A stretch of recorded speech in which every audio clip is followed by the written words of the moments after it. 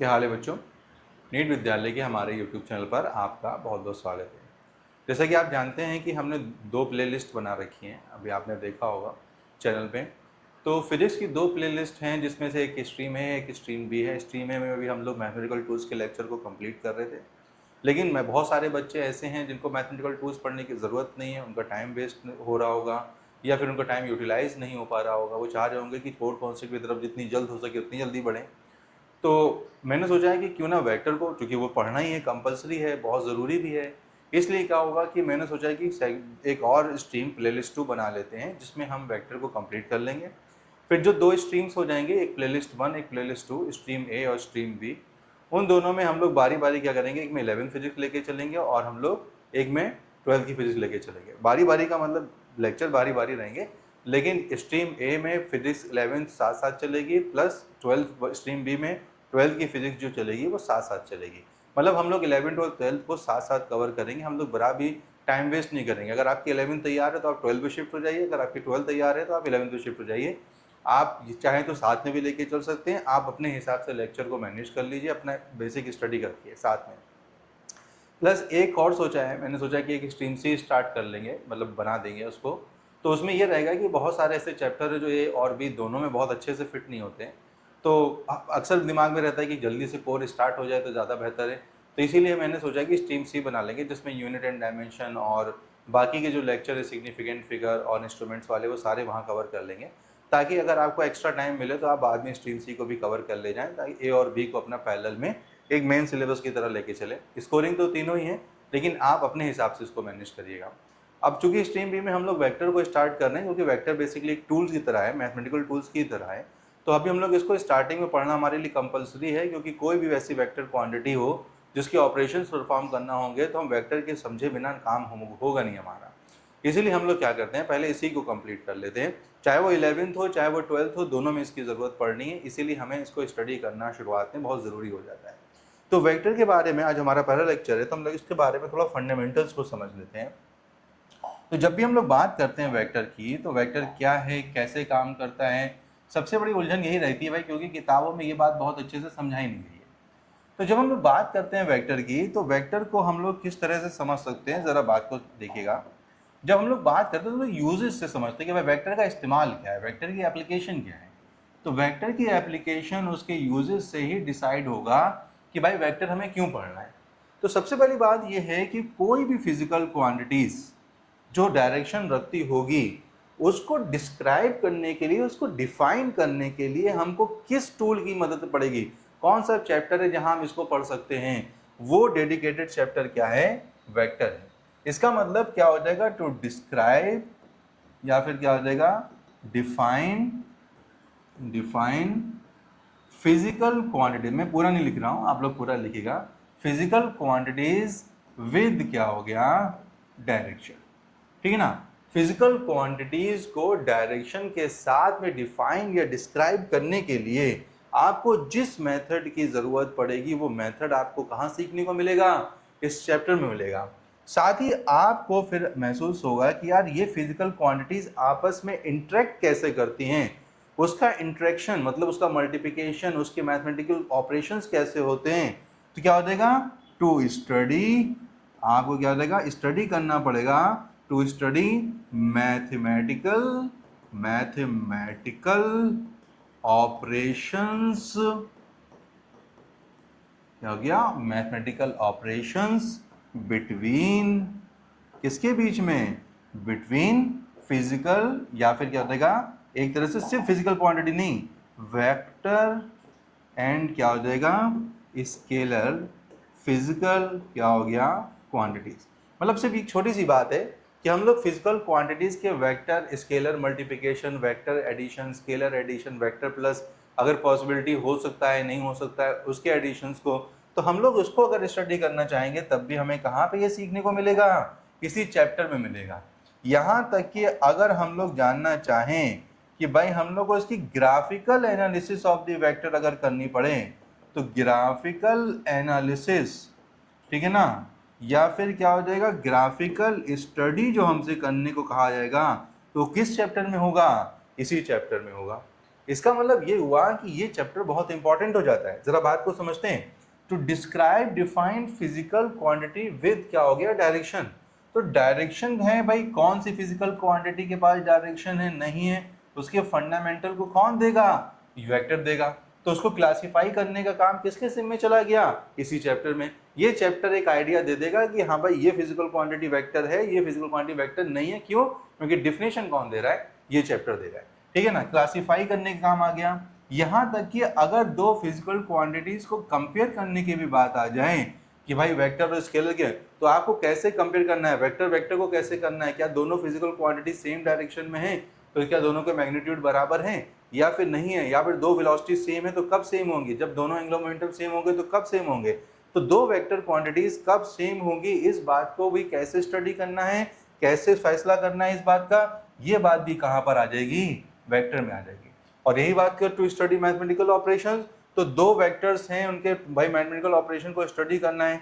जैसे मान के चलते हैं कि फोर्स हो गया और डिस्प्लेसमेंट हो गया। अब दो ये भी वेक्टर हो गया और डिस्प्लेसमेंट भी वेक्टर हो गया, इसका मतलब इसमें मल्टीप्लाई कैसे करना है। अब यहाँ क्रॉस भी आ जाता है, यहाँ डॉट भी आ जाता है, तो इसके दोनों की मीनिंग बदल जाते हैं। तो है तो दोनों का मल्टीप्लिकेशन, दोनों ही प्रोडक्ट हैं, लेकिन दोनों की मीनिंग क्या है, डिफरेंट है। डॉट प्रोडक्ट लोगे तो वर्क डन निकल के आता है, क्रॉस प्रोडक्ट लेते हैं तो आपका टॉर्क निकल के आता है। तो ये फर्क जो जनरेट हो रहा है, जो डिफरेंस जनरेट हो रहा है, उसके हिसाब से मैथमेटिकल ऑपरेशन भी क्या होते हैं, चेंज हो जाते हैं। इसका मतलब ये हुआ कि ये कैसे डिफाइन होगा, वेक्टर है कि स्केलर। अब स्केलर का स्केलर से करना है, 2 से 3 से मल्टीप्लाई करना है तो सीधे से 6 आ गया। लेकिन अगर आपको वेक्टर का वेक्टर से करना होगा तो देखना पड़ेगा कि वेक्टर का वेक्टर से कैसे कर रहे हैं, इन सेम डायरेक्शन की, इन परपेंडिकुलर वे में। तो इसीलिए क्या होता है कि आपको ध्यान में रखना है कि मैथमेटिकल ऑपरेशन को चूज करना है, होंगे परफॉर्म नहीं होंगे, यहाँ तक कि ये डिसीजन भी कहाँ से लेने को मिलता है, वेक्टर हमें सिखाता है। रही बात ग्राफिकल एनालिसिस की, बहुत सारे क्वेश्चंस आप पढ़ते हो जिसमें आपने फोर्स इधर बना दिया, फिर फोर्स इधर बना दिया, फिर दोनों का रिजल्टेंट निकाला, फिर उसके बाद में 20 से रिजल्टेंट निकाला। ये जो बना रहे हो ये क्या है, ये ग्राफिकल एनालिसिस है। ये ग्राफिकल एनालिसिस ऑफ द क्या कहलाती है, वेक्टर कहलाती है। इसका मतलब ये हुआ कि वेक्टर्स की ग्राफिकल एनालिसिस भी स्टडी करना है, तो हमें कहाँ से सीखने को मिलेगा, कहाँ से कॉन्सेप्ट समझ में आएंगे, वेक्टर से ही मिलेंगे। इसका मतलब ये चैप्टर हमारे लिए क्या बन जाता है, बेस बन जाता है, फंडामेंटल बिल्डिंग ब्लॉक बन जाता है बाकी सारे उन चैप्टर्स का जिसमें वेक्टर फिजिकल क्वांटिटीज एग्जिस्ट करती हैं, चाहे वो इलेक्ट्रिक फील्ड हो, मैग्नेटिक फील्ड हो, फोर्स हो, कुछ भी हो, वहां पर हमको ये क्या करना है, कॉन्सेप्ट को अप्लाई करना है। तो अब हम लोग जब बात करते हैं यहाँ पर कि भाई वेक्टर्स तो चलो ये है, लेकिन यहाँ पे एक वर्ड आया है वो बार बार रिपीट हो रहा है, बार बार रिपीट हो रहा है, लेकिन अभी हम लोगों ने उसको समझा नहीं है, और वो क्या है, फिजिकल क्वांटिटीज। इसका मतलब ये हुआ कि ये, और यहाँ पे ग्राफिकल एनालिसिस स्टडी ऑफ क्या हो जाएगा, एक तरह से यहाँ पे लिखना होता वेक्टर फिजिकल क्वांटिटी लिखते तो फिर से ये वर्ड रिपीट हो जाता। तो इसका मतलब ये हुआ कि भाई आप फिजिकल क्वांटिटी वर्ड को बार बार रिपीट कर रहे हो और अभी हमको फिजिकल क्वांटिटी के बारे में पता ही नहीं है। तो जरा समझते हैं, पहले फिजिकल क्वांटिटीज की तरफ चलते हैं, तो थोड़ा सा आइडिया पहले ले लेते हैं। तो सबसे पहले क्या करते हैं, फिजिकल क्वांटिटीज को समझते हैं। तो फिजिकल क्वांटिटीज,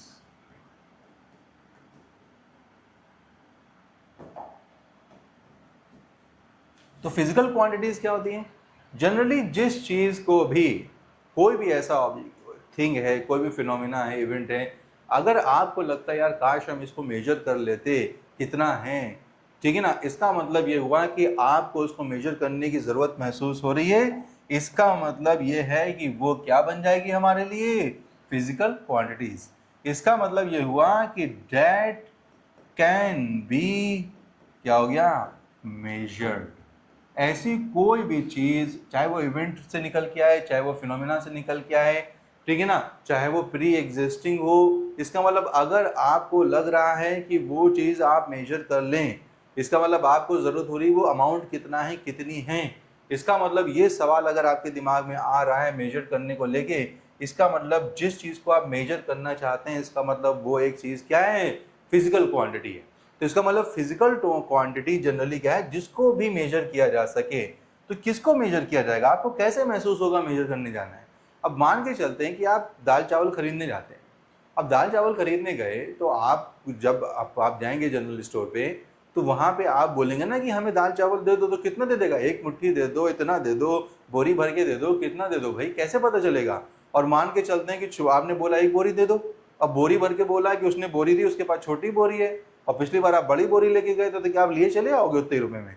इसका मतलब ये हुआ कि आपको चाहिए कि भाई 100 रुपए में अगर 10 किलो चावल आते हैं तो 10 किलो आपने कैसे पता चलेगा 10 किलो आते हैं, या एक बोरी आती है तो आपको नहीं पता कि एक बोरी का मतलब कितना है। तो इसका मतलब वो चाहे छोटी बोरी दे दे, इतनी बड़ी बोरी दे दे, इतनी बड़ी बोरी दे दे, आपको कैसे कंफ्यूजन मतलब सॉल्व होगा आपका। इसका मतलब ये हुआ कि आपको जरूरत महसूस होगी यार काश दाल चावल जो भी है इसको तौला जा सकता, मेजर किया जा सकता। इसका मतलब आपको महसूस हो रहा है कि आप मेजर कर ले। तो इस केस में जो आप मेजर करना चाहते हैं उसको मोटे मोटे तौर पे क्या बोलते हैं, वेट बोलते हैं, लेकिन एक और तरीके से हम बोले तो उसको क्या बोलते हैं, मास बोलते हैं। इसका मतलब आपको यहाँ पर वेट या मास महसूस करने की मतलब मेजर करने की जरूरत महसूस हो रही है। इसका मतलब ये हुआ, हम इसको पहले पकड़ लेते हैं। तो इसका मतलब मास हमारे लिए क्या बन गया, एक फिजिकल क्वांटिटी बन गया। सेम चीज है अगर आप कपड़ा लेने गए, जमीन खरीदने गए, या फिर मान के चलते हैं कि कोई भी चीज आप जिसे लेंथ में मेजर कर सकते हैं, आप खरीदने के लिए गए।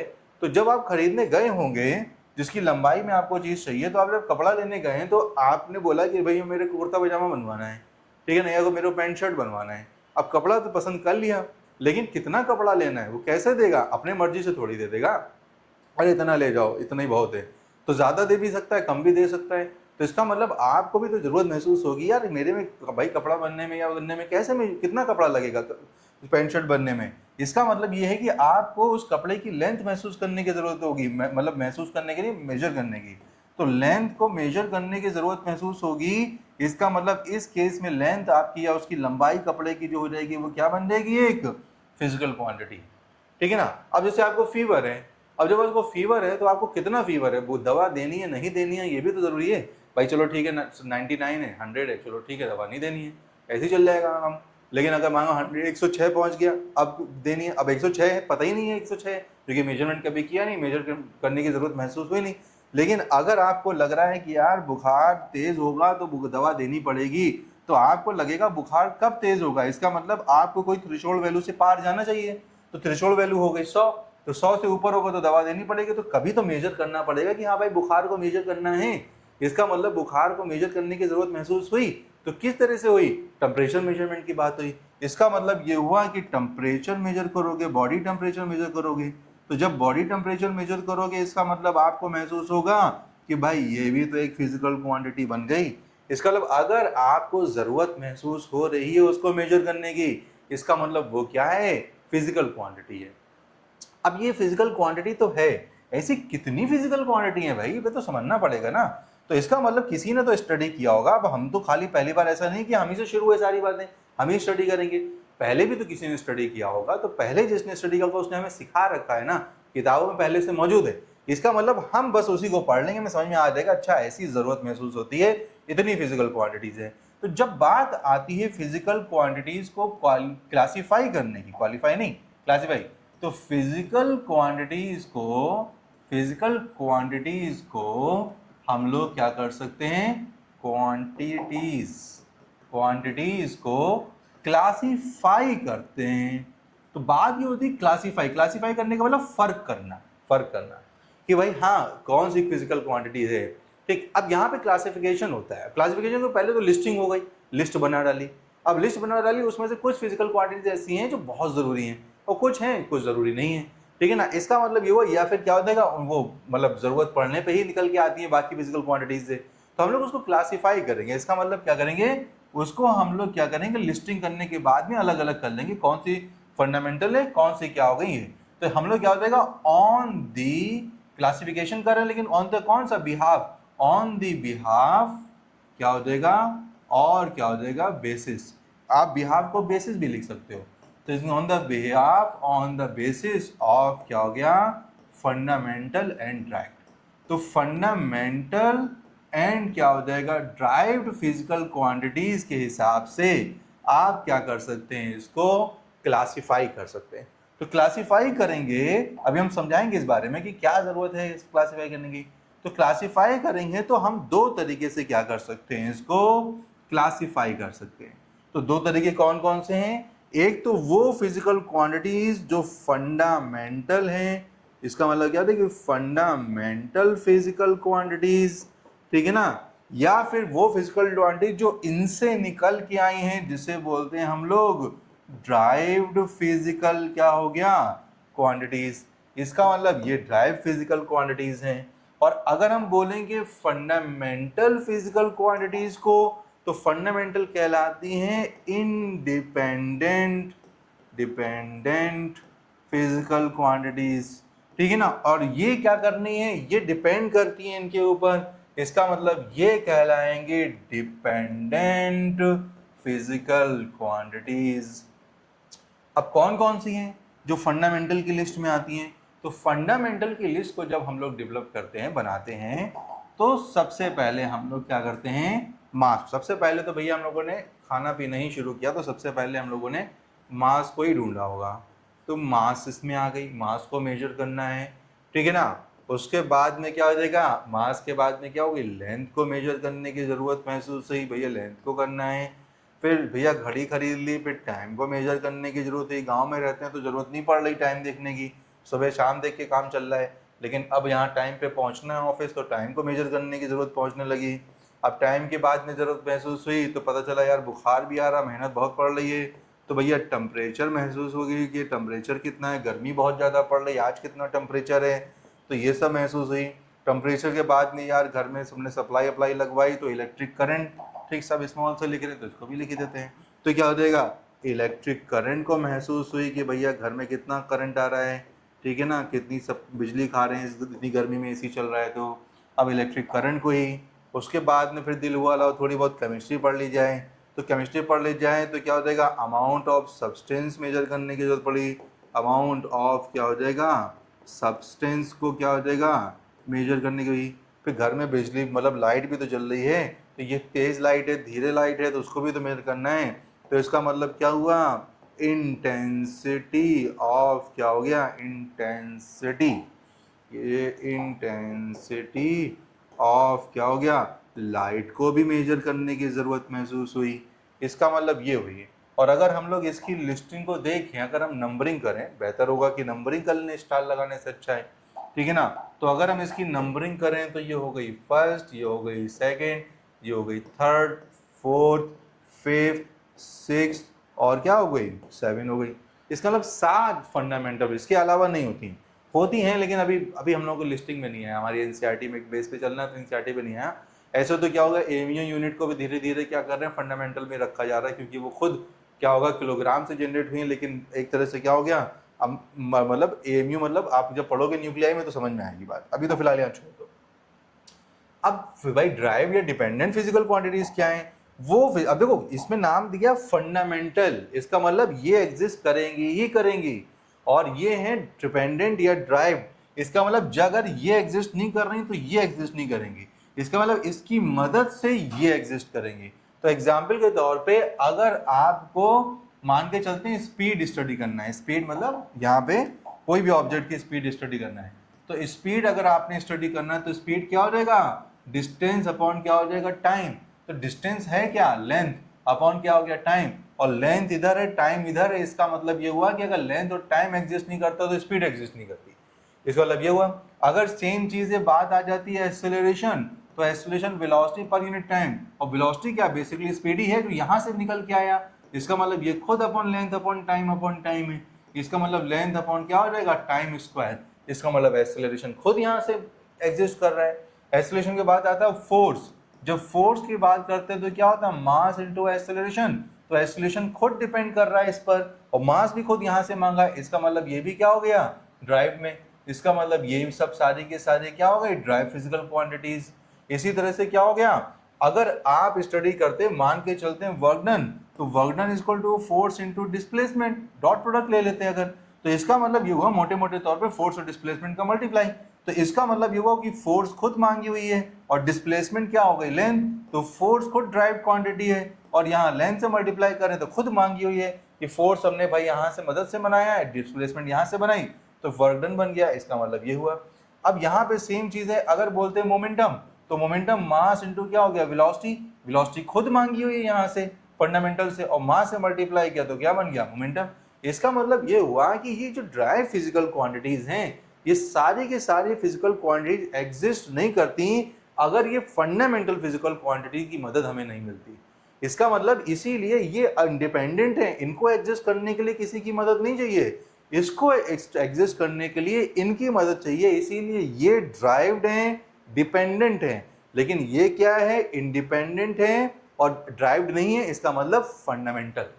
ठीक है ना, इसका मतलब ये बात हो गई। अब हम एक एग्जाम्पल देते हैं, थोड़ा सा बिजार सा एग्जाम्पल है, लेकिन ये है कि अगर आप एग्जाम्पल से समझोगे तो बात समझ में आ जाएगी। तो हम एग्जाम्पल को समझाते हैं यहाँ पे, तो यहाँ से एक बात को समझना। जैसे एग्जाम्पल के तौर पे तुम्हारे पास में किचन है, ठीक है ना, और किचन में मसाले वसाले टाइप की चीजें सब रखी हैं, जरूरत के सामान, खाना वाना बनाने वाले। अब तुम खाना बनाते हो तो किस में क्या यूज करते हो, चाय बनाना है जैसे मान के चलो, अब तुम जैसे मान के चलते हो कि शुगर यूज करते हो सकता है किसी में सॉल्ट यूज करते हो, कभी कभी लोग चाय में सॉल्ट डालते हैं, हम भी कभी कभी डाल देते हैं, तो चाय में सॉल्ट यूज करते हैं। ठीक है, उसके बाद में बहुत सारे भाई चाय में तो मिल्क यूज करेंगे, ब्लैक टी किसी को पीने की आदत तो है नहीं, तो मिल्क यूज कर लेते हैं। हो सकता है कॉफी बनाने का दिल हो तो क्या देगा, कॉफी यूज कर लेते हैं। ठीक है ना, ये फंडामेंटल है, ये एग्जिस्ट करेंगे, ये आप घर में नहीं बना पाओगे, ये खरीद के लाना ही पड़ेंगे, तो ये फंडामेंटल हो गई। इसका मतलब क्या हो जाएगा, आप वाटर यूज करोगे ही करोगे।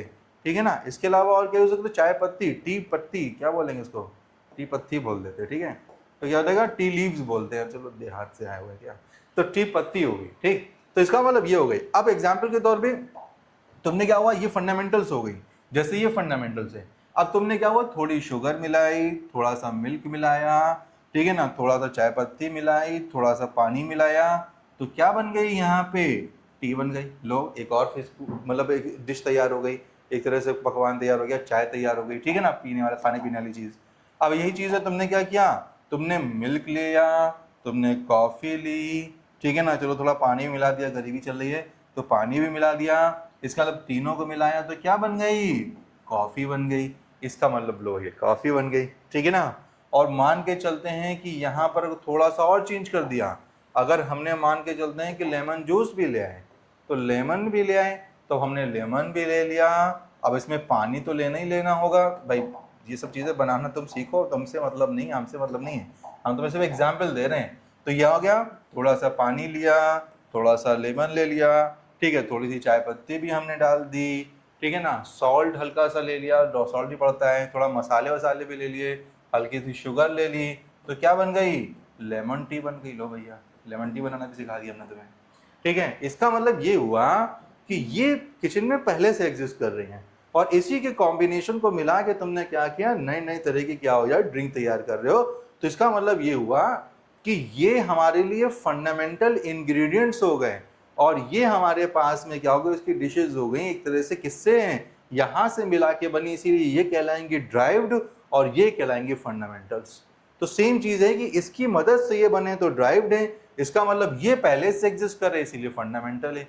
इसका मतलब ये हुआ कि जैसे ये फंडामेंटल है वैसे ये फंडामेंटल है, कि इसका मतलब ये पहले से एग्जिस्ट कर रहे हैं, मतलब पहले से, मतलब ये पहले से एग्जिस्ट करना चाहिए, जब ये करेंगे तब ये एग्जिस्ट करेंगे। अब इसमें से वो इंग्रेडिएंट्स गायब कर दिए जाएं जिससे बने, तो शुगर गायब कर दें, शुगर गायब कर दे तो सब फीकी फीकी बनेगी, इसका मतलब बनेगा ही नहीं। इसका मतलब सेम चीज है कि यहाँ पर भी फिजिकल क्वांटिटीज बनेगी तो फीकी फीकी बनेगी। फीकी फीका मतलब अगर डिस्टेंस ही गायब कर देंगे तो टाइम बचेगा, मान लो यहाँ से पूरा डिस्टेंस लेंथ हटा दी तो यहाँ पर इनका सारा वजूद क्या हो जाएगा, खत्म हो जाएगा। इसका मतलब इसके एग्जिस्टेंस की वजह से ये एग्जिस्टेंस एग्जिस्ट कर रहा है। इसका मतलब ये हुआ कि ये फंडामेंटल है और ये इन पे भरोसा कर रही है, डिपेंड कर रही है, इस पे डिपेंडेंसी होने की वजह से ये क्या बन जाती है, ड्राई फिजिकल क्वांटिटीज बन जाती है। समझ गए बात को? तो ये हमारे पास में ड्राई फिजिकल क्वांटिटीज हो गई। अब जरा बात को दूसरे नजरिए से समझते हैं, एक और तरीके से समझते हैं। अब हम लोगों ने अभी जो फिजिकल क्वांटिटीज पढ़ी हैं ये किस बिहाफ पे पढ़ी हैं, सिर्फ फंडामेंटल और ड्राइव के बिहाफ पे पढ़ी है। मतलब हमने लिस्टिंग बना ली फिजिकल क्वांटिटीज की, हमने थोड़ा फंडामेंटल साइड पे भेज दिया जो जरूरत की थी साथ, और बाकी क्या हो गई इधर। इस तरह से दो और होती हैं, रेडियन और स्टेरेडियन, जैसे सप्लीमेंट्री या सपोर्टिव फिजिकल क्वांटिटीज बोलते हैं। उनका ना होना दोनों ही बराबर है, हो तो अच्छी बात है, नहीं है तो कोई बात नहीं है। इसलिए क्या होता है उनको सपोर्टिव में डालते हैं। हम जब यूनिट एंड डायमेंशन पढ़ेंगे तो इस बात को बहुत अच्छे से डिस्कस करेंगे। लेकिन अभी फिलहाल क्या है, अभी फिलहाल ये वाली बात है कि हम लोग को सिर्फ फंडामेंटल की लिस्ट बनाई, ड्राइव की बनाई है, लेकिन हम तो पढ़ रहे हैं वेक्टर, तो हमें तो पहचानना सीखना है कि भाई कौन सी वेक्टर है कौन सी वेक्टर नहीं है। इसका मतलब ये हुआ कि वेक्टर फिजिकल क्वांटिटीज और नॉन वेक्टर फिजिकल क्वांटिटीज के बीच में हमको फर्क समझना पड़ेगा कि कौन सी है कौन सी नहीं है। इसका मतलब ये है कि आपको फिर से क्या करना पड़ेगा, क्लासिफिकेशन करना पड़ेगा। तो क्या हो जाएगा, क्लासिफिकेशन ऑफ क्या हो गया, physical quantities on the basis या फिर क्या हो जाएगा, बिहाफ ऑफ क्या हो गया, वेक्टर एंड क्या हो जाएगा, स्केलर फिजिकल क्या हो गया, quantities. Vector and scalar physical quantities के बिहाफ पे अब क्या करना है, हमें लिस्ट बनानी है। और हमको क्या करना है, दो लिस्ट बनानी है, एक तरफ से वेक्टर ये। और ये कॉन्सेप्ट आया कहां से, ये कॉन्सेप्ट दिया इस चैप्टर ने कि कौन सी वेक्टर है कौन सी स्केलर है, किसके पास में डायरेक्शन है किसके पास नहीं है, ये कॉन्सेप्ट इसने दिया। इसका मतलब ये हुआ कि आपको क्या करना है, क्लासिफाई करना है, एक तरफ वेक्टर फिजिकल क्वांटिटीज और एक तरफ क्या हो जाएगा, स्केलर फिजिकल क्वांटिटीज। तो हम ऐसा करते हैं, इधर की तरफ ले लेते हैं स्केलर फिजिकल क्वांटिटीज और इधर की तरफ हम लोग ले लेते हैं वेक्टर फिजिकल क्वांटिटीज। तो vector physical quantities and scalar physical quantities. अब वेक्टर फिजिकल क्वांटिटीज और स्केलर क्वांटिटी में फर्क क्या है, क्या डेफिनेशन है दोनों की। तो फिजिकल को ऐसे लिखना, फिजिकल क्वांटिटीज, भैया physical quantities which have only magnitude और मैग्नीट्यूड को बोलते हैं अमाउंट, अमाउंट को बोलते हैं क्या हो जाएगा, वैल्यू को हम लोग और क्या बोल सकते हैं, स्केल। स्केल का ही स्केल से ही निकल के आया है स्केलर, ठीक है ना। इसका मतलब ये हुआ कि ये इसके विच हैव ओनली मैग्नीट्यूड। और इसकी अगर बात करेंगे फिजिकल क्वांटिटीज विच हैव, ठीक है ना, मैग्नीट्यूड। अब मैग्नीट्यूड के एक ही नाम यहाँ लिख दे रहे हैं, यहाँ तो बहुत सारे नाम हैं, याद रखना इधर भी फिट हो सकते हैं। Which have magnitude as well as direction, ठीक है ना, डायरेक्शन भी है और क्या हो जाएगा, मैग्नीट्यूड भी है। तो एज वेल एज डायरेक्शन। इसको लगे तुम लोग चाहो तो भैया इतना धीरे धीरे पढ़ा रहे तुम्हें लग रहा होगा तो तुम लोग तेज से भगा देना, ठीक है ना, मतलब तुम लोग 2x स्पीड से सुन लेना तो थोड़ा जल्दी निपट जाएगा ये सब, ठीक। मतलब ये जरूरी नहीं है, हम अपने धीरे धीरे पढ़ा रहे कि हर तरह के बच्चों को समझ में आ जाए। तो जिसको स्लो समझ में आता है वो स्लो चला ले, जिसको तेज समझ में आता है वो तेज चला ले, वरना अल्ट्रा प्रीमियम वाला वर्जन लेना 10x स्पीड से भगा देना तुम लोग, 10 मिनट में चल लेक्चर खत्म 5 मिनट में, ठीक है ना। तो इसका मतलब ये हुआ कि यहाँ पर क्या हो जाएगा, फिजिकल क्वांटिटीज की लिस्ट बनानी है।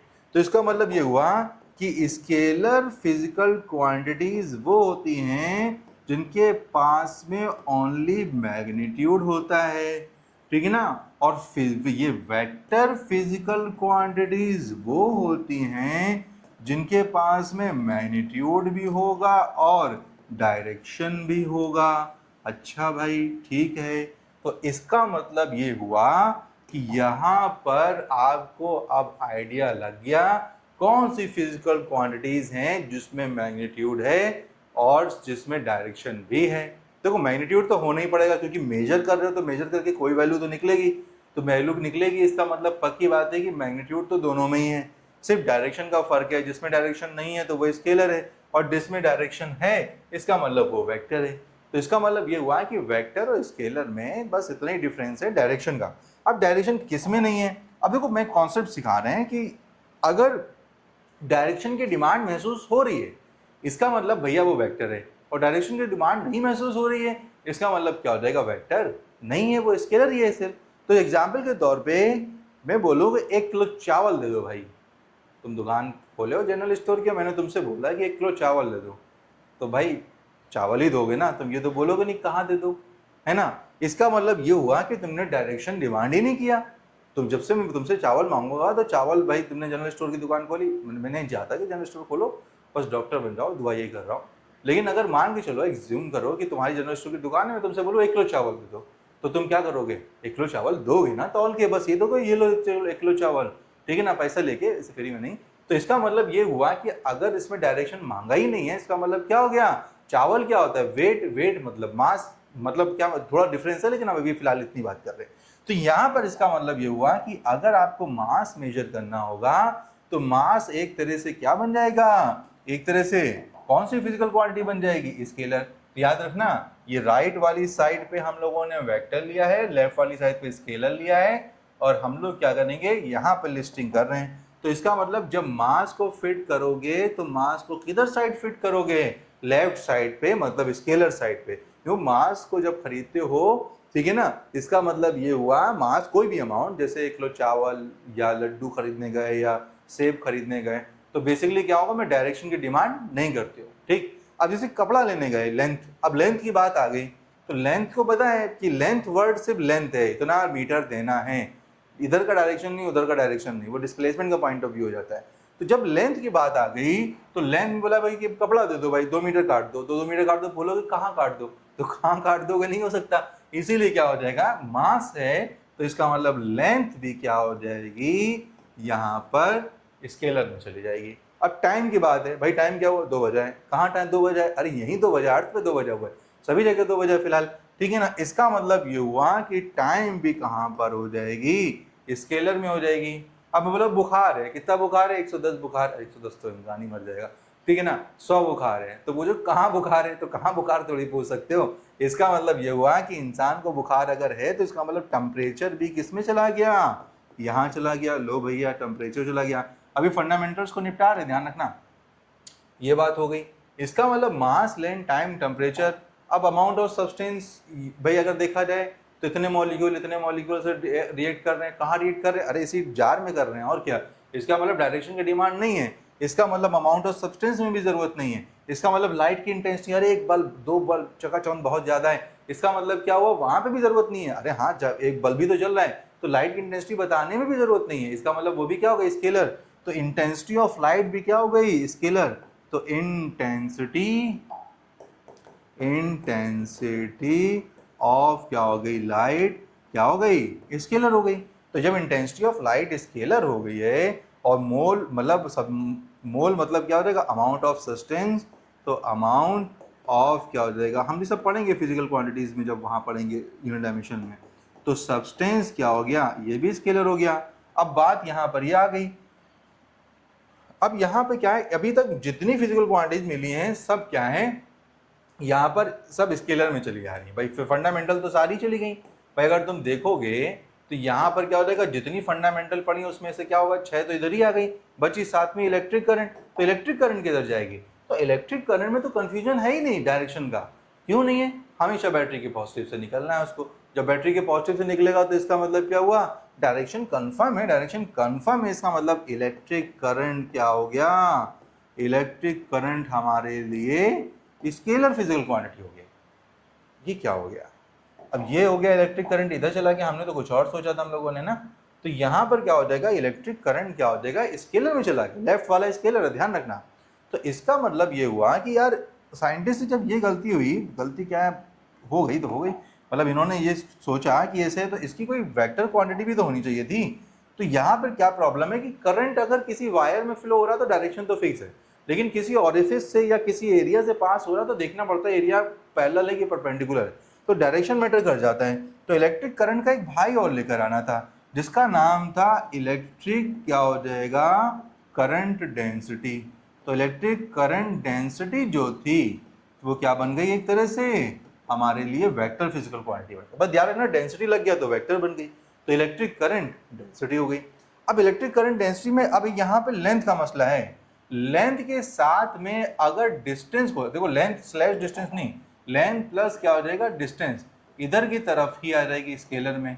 क्योंकि डिस्टेंस, जैसे मैंने बोला आज मैं 1 किलोमीटर जॉगिंग किया हूँ, तो ये थोड़ी पूछोगे कहाँ जॉगिंग की हो, सिर्फ अमाउंट से मतलब है ना। डॉक्टर ने पूछा है कि 2 किलोमीटर दौड़ना है, तो डॉक्टर के पास गए बताने कि हाँ मैं आज 2 किलोमीटर दौड़ा हूँ, तो डॉक्टर तुमसे इंटरेस्ट ही नहीं है तुम कहाँ दौड़े हो, तुमसे तो इतना मतलब 2 किलोमीटर दौड़े कि नहीं दौड़े, ताकि क्या होगा, सेहत बनी रहे। इसका मतलब ये हुआ कि भाई 2 किलोमीटर दौड़े हो, बस ये अमाउंट बता देना काफी है, कहाँ दौड़े उससे मतलब नहीं, रोड पे दौड़े कहाँ दौड़े उससे मतलब नहीं है, कुत्ता दौड़ाई से कि तुम कैसे दौड़े हो कोई मतलब नहीं है। इसका मतलब डिस्टेंस कवर करी कि नहीं करी, इसका मतलब सिर्फ दूरी से मतलब है, डायरेक्शन से मतलब नहीं। तो डिस्टेंस, लेकिन भैया दूरी से भी मतलब है, डायरेक्शन से भी मतलब है, इसका मतलब इधर की तरफ आएंगे तो उसका एक भाई लाना पड़ेगा, उसका एक भाई लाना पड़ेगा, तो उसका वेक्टर में नाम क्या हो गया, डिस्प्लेसमेंट हो गया। तो डिस्प्लेसमेंट एक वेक्टर फिजिकल क्वांटिटी। क्यों? मैंने बोला 2 किलोमीटर चले जाओ इस तरफ, इसका मतलब डायरेक्शन भी आ गया, और 2 किलोमीटर इस तरफ, तो इसका मतलब डिस्प्लेसमेंट हो गया।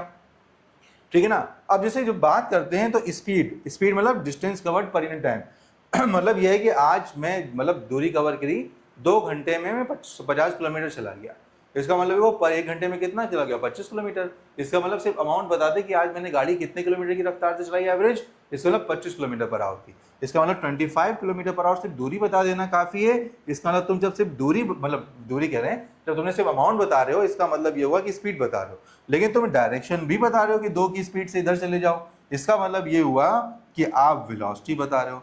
तो वेलोसिटी वेक्टर फिजिकल क्वांटिटी बन गई, और ये क्या बन गई? स्केलर फिजिकल क्वांटिटी बन गई।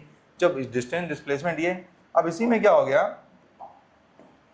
यहाँ पे अब बहुत सारी फिजिकल क्वांटिटी जो इससे निकल गए, जैसे फोर्स, फोर्स में मैटर करता है। अब फोर्स में मैटर डायरेक्शन करता है, क्योंकि तुम्हें खुद महसूस होगा डायरेक्शन क्या है। जैसे एग्जांपल के तौर पे मैंने आपसे बोला कि भाई धक्का लगाना है, अब गाड़ी में धक्का लगाना है, तो गाड़ी में धक्का किधर लगाना है? कि गाड़ी गड्ढे में गई हुई है तो इधर से धक्का लगाएं, कि इधर से धक्का लगाएं, कि इधर से धक्का लगाएं, किस डायरेक्शन से लगाएं? खुद महसूस होगा क्या डायरेक्शन की डिमांड हो रही। तो डायरेक्शन की डिमांड हो रही है, इसका मतलब ये हुआ कि फोर्स को जब आप इंसर्ट कराओगे तो किधर साइड पे कराओगे? ये। और फोर्स से रिलेटेड जितने भी पैरामीटर है सब यहाँ पे वेक्टर में आ जाते हैं। अभी धीरे धीरे बात समझ आएगी। तो फोर्स फिलहाल किधर चला गया? वेक्टर फिजिकल क्वांटिटी बन गया, क्योंकि डायरेक्शन की डिमांड है, किधर धक्का लगाना है। अब फोर्स में भी एक भाई होता है इसका, जिसको बोलते हैं टॉर्क, जिसे बोलते हैं मरोड़ने के टर्म में है। तो मरोड़ना है, किसी को इधर मरोड़ना है, किधर मरोड़ना है, क्लॉकवाइज मरोड़ना है कि एंटी क्लॉकवाइज मरोड़ना है, डायरेक्शन की डिमांड आ गई। इसका मतलब मरोड़ने के टर्म में आ गई है बात। तो इसका मतलब ये हुआ कि टॉर्क किधर चला गया? इधर चला गया। ठीक है ना। इसका मतलब वेक्टर साइड पे चला गया। लेकिन बात आती है वर्क डन की, कि वर्क डन को किधर साइड पे रखा जाए। तो वर्क डन में काम होने से मतलब होता है, डायरेक्शन से मतलब नहीं होता। एग्जाम्पल के तौर पे मैंने 100 ईंटें उतरवाए घर के नीचे, और मेरे छत पे जाने के 4 रास्ते हैं। मैंने बोला एक मजदूर से कि बस ईंटों को 100 छत पे पहुंचाना है, हर ईंट का 5 रुपया दूंगा। तो 100 ईंटें थी, 500 रुपये हुए। अब मजदूर बोले नहीं, मैं लंबे वाले रास्ते से क्या था, इसका पैसा अलग लगेगा। मेरे से क्या मतलब है? 100 ईंटें बस ऊपर पहुंचना थी, इस बात से मतलब है। तो काम होने से मतलब है, डायरेक्शन से मतलब नहीं। इसका मतलब जितना इधर चलेंगे उतना ही वर्क डन है, इतना ही चलेंगे उधर ही वर्क डन उतना ही है। इसका मतलब डायरेक्शन की मतलब नहीं होता, सिर्फ दूरी चलने से होता है। इसका मतलब ये हुआ कि वर्क डन जो पहुंच जाता है वो क्या होता है? स्केलर, क्योंकि काम से मतलब है, डायरेक्शन से लेना देना नहीं है। इसका मतलब वर्क किधर चला जाएगा? इधर। और वर्क इधर चला गया तो सीधी सी बात है कि भाई पावर भी किधर आ गया, क्योंकि वर्क का भाई पावर है, work done per unit time. ठीक है ना। इसका मतलब पावर इधर आ गया। तो धीरे धीरे आपको आइडिया लगेगा कि बहुत सारी फिजिकल क्वांटिटीज इधर आ रही उधर जा रही, तो आपको समझ में आ जाएगा कि हाँ भाई ऐसे किधर की तरफ क्लासीफाई करना है। तो इसका मतलब ये हुआ कि ये क्लासिफिकेशन जब आप करोगे तो बहुत सारी फिजिकल क्वांटिटी, जैसे ग्रेविटेशनल फोर्स, भाई फोर्स में तो फोर्स ही है, तो gravitational force, electric force, magnetic force. तो इसका मतलब gravitational force, magnetic force, electric force, ये सारे के सारे इसके भाई क्या हो गए? सीधी सी बात है, वेक्टर में चले गए। और अगर मान के लो फोर्स से फील्ड आती है तो ग्रेविटेशनल फील्ड क्या हो जाएगा? ग्रेविटेशनल क्या हो जाएगा? जैसे एक्सेलरेशन ड्यू टू ग्रेविटी, तो क्या हो जाएगा?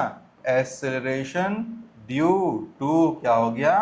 ग्रेविटी, जिसे हम लोग ग्रेविटेशनल फील्ड बोलते हैं। तो ग्रेविटी जिसे बोल देते हैं जी। तो ये भी क्या है? वेक्टर क्वांटिटी में वेक्टर लगाना सीखेंगे तो क्या हो गया? जी। इसी तरह से क्या हो जाएगा? Electric field. तो इलेक्ट्रिक फील्ड क्या हो गया? हम लोग आमतौर पर ई से जानते हैं। तो इलेक्ट्रिक फील्ड या इलेक्ट्रिक फील्ड भी किधर की तरफ हुई? वेक्टर में।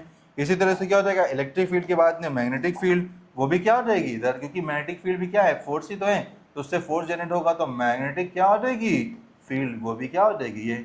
लेकिन जब आप बोलते हैं वर्क डन, तो वर्क डन का एक भाई होता है पोटेंशियल।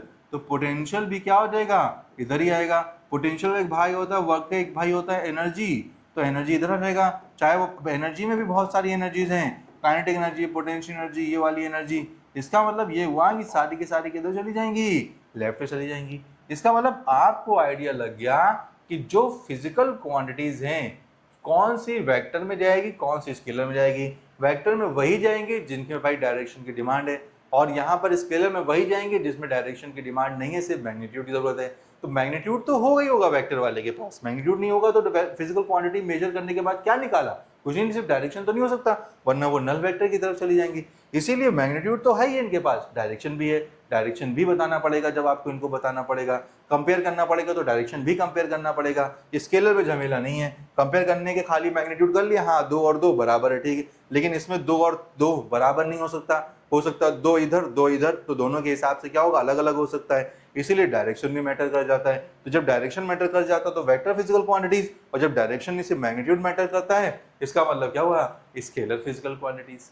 तो हमको आइडिया लग गया, फंडामेंटल स्ट्रक्चर समझ में आ गया कि फिजिकल क्वांटिटीज, वेक्टर और स्केलर जो हमारे पास में हैं उसको डिफाइन कैसे करते हैं, क्या बेसिक मीनिंग होती है या फिर बेसिक डिफिनेशन क्या होती है, और उसका क्लासिफिकेशन कैसे करते हैं, ठीक है ना। अभी तक ये फंडामेंटल्स कवर हुआ है। अब हम लोग नेक्स्ट पार्ट से कवर करेंगे वेक्टर्स के जो और फंडामेंटल्स है, रिप्रेजेंटेशन, उसका एडिशन, उसमें मैग्नीट्यूड निकालना, इन सब बातों को हम लोग धीरे धीरे कवर करेंगे। अभी फिलहाल इतना ही, थैंक यू।